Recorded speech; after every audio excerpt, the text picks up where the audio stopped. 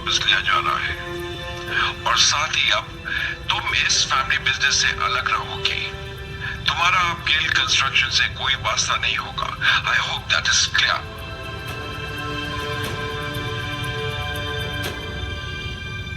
अब ये सब जो कुछ भी है मेरी सरदर्दी है और ये सब मैं खुद ही हैंडल कर लूंगी। इस एक मेल की वजह से मुझसे मेरा ड्रीम प्रोजेक्ट छीना गया। दादाजी ने कहा है कि वो मुझसे प्रोजेक्ट वापस ले रहे हैं और सिर्फ यही नहीं, मुझे कंपनी से भी बाहर किया जा रहा है। मगर ऐसा कैसे हो सकता है? एक प्रोजेक्ट की वजह से कोई भी किसी को कंपनी से कैसे निकाल सकता है? और अगर अप्रूवल नहीं मिला, इसमें आपकी क्या गलती है? मैंने कहा ना कि मैं ये सब खुद हैंडल कर लूंगी। मुझे लगता है कि आपको एक बार दादाजी से मिलकर इस मामले में बात करनी चाहिए। इतना बड़ा फैसला फोन पर नहीं कर सकते। सुनाया, दुनिया मुझे निकम्मा समझती है और शायद आप भी मुझे ऐसे ही समझते हैं। अब एक बार अपने इस निकम्मे पति को भी मौका देकर देख लो। ओह, तो आप अपने आप को बड़ा तीसमार खान समझते हैं ना? क्या कर लेंगे आप? मेरे साथ चलो और अपने दादाजी से बात करो। चलो। कुछ ही देर में वो दोनों शनाया के दादाजी आनंद गिल के ऑफिस में थे। Shanaya, Aahan, sit down. Business के मामले में मैं बहुत साफ हूं। मैंने जो फैसला लिया है गुस्से में आकर नहीं और ना ही जज्बात में आकर लिया है।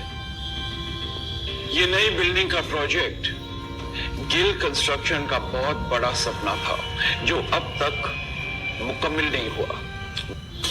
दादाजी, I feel like क्योंकि तुमसे ये काम नहीं हो पा रहा, मैंने ये प्रोजेक्ट तुम्हारे कजन सौर्य को दे दिया है। आज से वो इस प्रोजेक्ट को हैंडल करेगा। तुम घर पर बैठकर आराम करो। पर दादाजी, ये प्रोजेक्ट मेरा सपना है दादाजी। मुझे नहीं पता क्या कमी रह गई जो हमें अप्रूवल्स नहीं मिले, बट आई प्रॉमिस यू किसी भी हाल में मैं अप्रूवल्स लेके रहूंगी।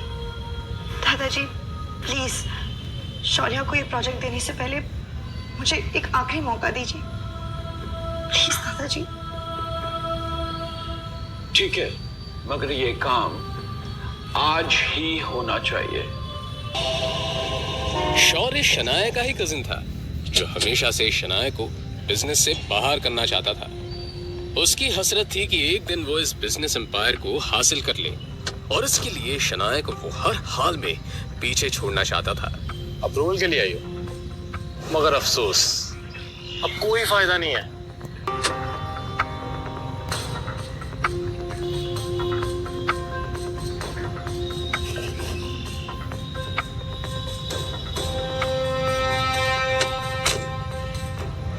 तो तुम बड़ी मस्ती कर रहे थे। मिस्टर सक्सेना,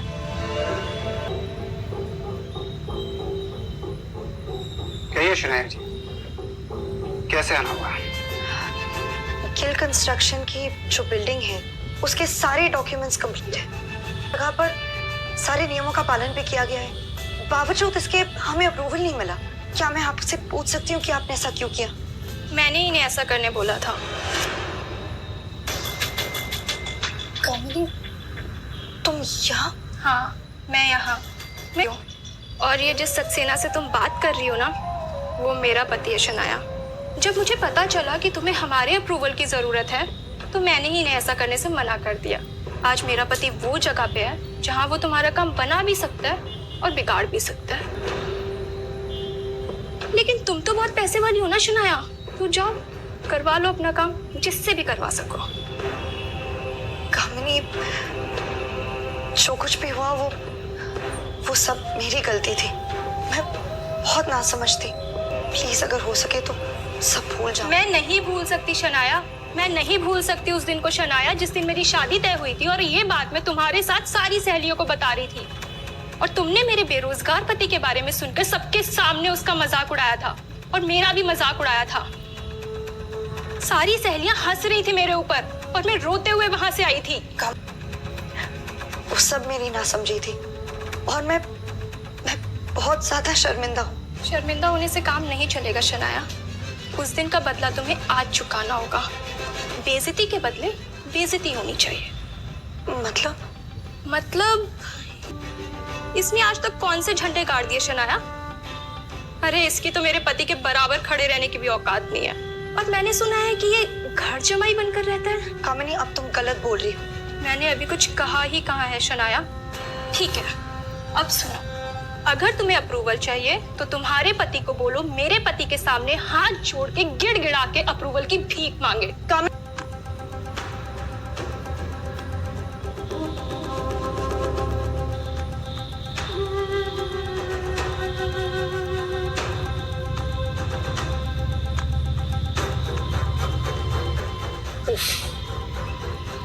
शायद काम हुआ नहीं। So sad. अब तो तुम्हें प्रोजेक्ट मेरे हवाले करना होगा। और तो और आनंद दादू की नजरों में भी अब तुम किसी काम की नहीं रही। अब तो तुम्हें कंपनी भी छोड़नी पड़ेगी। मैं सब संभाल लूंगा, तुम बस घर पर आराम करो अपने उस निकम्मे पति के साथ, उसकी निकम्मी बीवी बनकर। और वो तुम्हारा पति कहाँ रह गया? वापस नहीं आया तुम्हारे साथ? बाहर से शीशे के उस पार क्या हो रहा है ये साफ दिख रहा था। और फिर शनाया ने जो देखा उससे तो शनाया को झटका सा लगा। अंदर अहान सारे स्टाफ के सामने गिड़गिड़ा रहा था, अप्रूवल की भीख मांग रहा था।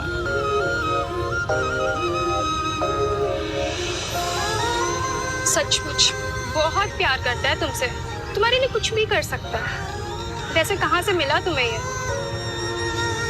खैर मुबारक हो, तुम्हें तुम्हारा अप्रूवल मिल चुका। मगर ये कैसे हो सकता है?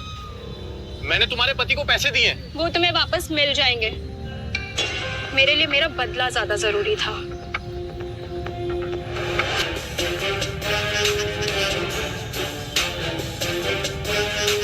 आप क्या समझते हैं खुद को? क्यों किया आपने ऐसा?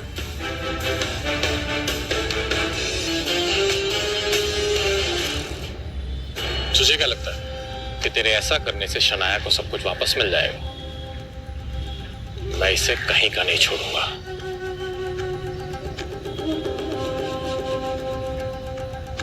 तू क्या? दुनिया में कोई भी शनाया का बाल तक बांका नहीं कर सकता। मगर कब तक साथ देगा तो शनाया का? देखता जा, मैं तेरा और शनाया का रिश्ता ही खत्म कर दूंगा। कोशिश कर ले, चल जाएगा।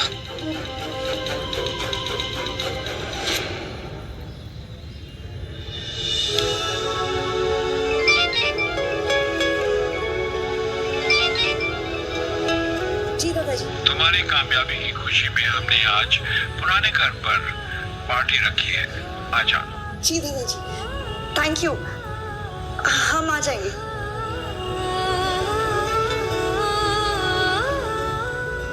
क्या वो दादाजी ने पुराने घर में पार्टी रखी है और हम दोनों को बुलाया है।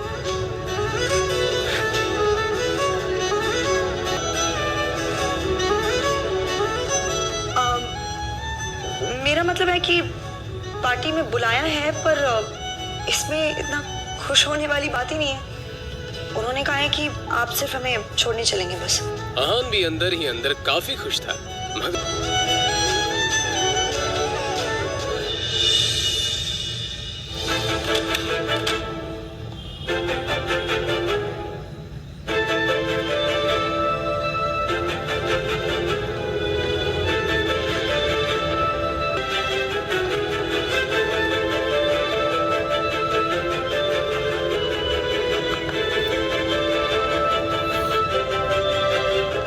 इतना हैरान होने की कोई जरूरत नहीं है। अपने लिए कुछ कपड़े मंगवाए थे, पसंद नहीं आए। दुकानदार पैसे वापस ही नहीं कर रहा था, तो मैंने सोचा आपके लिए कुछ मंगवाएं?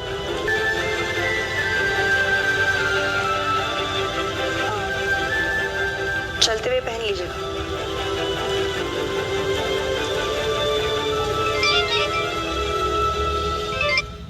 हाँ शगुन बोलो। शनाया, ये शॉपकीपर बोल रहा है कि तुमने आहान के लिए स्पेशल ऑर्डर देके सूट बनवाया है। क्या चल रहा है ये सब? तो मैं आहान के लिए कुछ करूँ तो उसमें गलत क्या है? फोन रखो, बाद में बात करते हैं। शाम हो चुकी थी और सभी बड़े लोग पार्टी में आ चुके थे। आहान और शनाया को देखकर शौर्य और शगुन के मन में कुछ और ही चल रहा था। एक काम बोला था मैंने इस आहान को, वो भी नहीं हुआ इससे। आजकल बहुत सर पर चढ़कर नाच रहा है। इसके लिए मैंने खुद कुछ सोच रखा है, कुछ जिससे जितनी ये जोड़ी खूबसूरत दिख रही है उतना लोग इन पर थूके।